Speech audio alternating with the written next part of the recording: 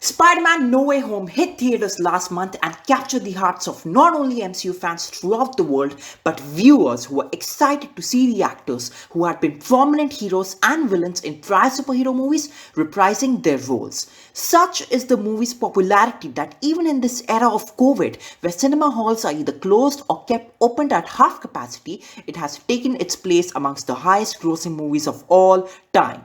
While almost everyone left the cinema hall feeling content and overjoyed at what they witnessed, eagle eyed Marvel fans were quick to point out, just like they do at the end of every MCU movie, a few loopholes that may or may not have left some unanswered questions. This video will explore just that. Welcome to another episode of AK Talks, and today we are diving into the topic of plot holes and unanswered questions in Spider-Man No Way Home. A reminder to the viewers, spoilers ahead.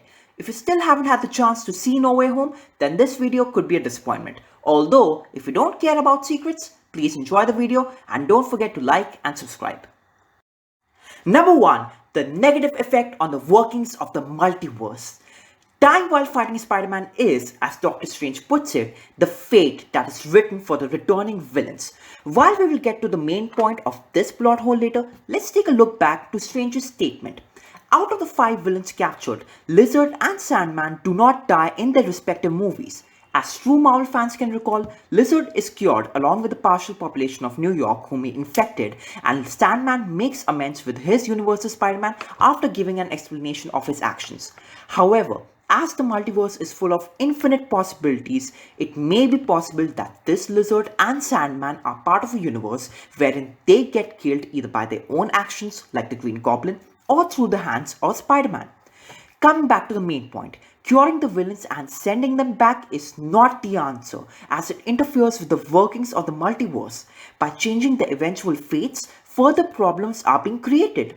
Nobody should know this better than Doctor Strange, and while he literally fights with Peter over this thing, he holds back his punches and does not work hard enough to win, because let's face it, as much as we love Spider-Man, him winning in a fight against the Doctor Strange is a little too good to be true.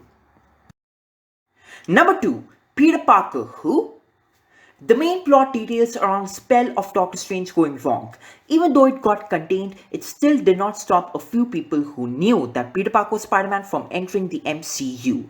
However, this does not explain 2 people who came through, as they not only did not know that Peter Parker was Spider-Man, they didn't even know who Peter Parker is. Max Dillon aka Electro from Andrew Garfield's universe and Eddie Brock aka Venom from Sony's other universe. It makes sense that Sony simply wanted to give Jamie Foxx another chance to portray Max Dillon, since his performance in The Amazing Spider-Man 2 was not well received by the audience. This reasoning, however, left an evident plot hole which may never be officially answered.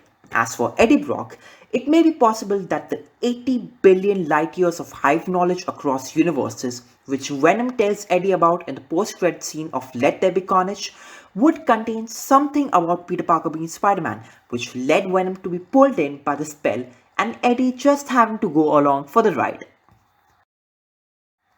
Number 3. Quentin Beck left scot-free? The reasoning behind the entire plot of the movie takes place when Quentin Beck aka Mysterio aka another villain created by the unknown actions of Tony Stark reveals to the whole world that Spider-Man is Peter Parker. First of all, there were some major flaws in Mysterio's after-death plan right from the start. For instance, anyone in London during Mysterio's attack would have been able to see that Spider-Man was battling all the drones that were attacking the city. Even though Mysterio managed to fake Peter's voice ordering the drones to strike, it's hard to believe that not a single camera in London captured some footage of the web-slinger's good deeds. With all the accusations laid against Peter, it's surprising that no one, not even the public who believes Mysterio, questioned Quentin Beck's actions or even looked into his backstory as a Stark Industries employee who was fired. They all just assumed that he was really a visitor from another dimension, and even the Department of Damage Control does not question this claim, which seems far-fetched. Due to the fact that all the evidence that there was to back Mysterio's claim was some faked audio and footage of himself merely saying that Spider-Man was about to attack him, it makes sense that Matt Murdock was able to get him out of any legal troubles with ease. Number 4. The Doc Green Goblin Identity Awareness. In No Way Home, we saw two of the most biggest foes which Spider-Man faced meet each other for the first time. It's an astonishing fact that both Norman Osborn aka Green Goblin and Otto Octavius aka Doc Ock knew each other by name. While it may be possible that both of them might have heard of each other since they were both scientists, it still doesn't answer how did Doc Ock know that the Green Goblin was Osborn, due to the fact that with the exception of Peter, Harry, and his butler, there was no one else in the world who was aware of the Goblin's true identity. This point was never clarified in No Way Home, and with the villains having returned to their universes, the answer may never be known. Number 5. Where is the TVA? The 2021 Disney TV show Loki introduced us to the TVA, an organization formed with the objective of monitoring realities throughout the multiverse.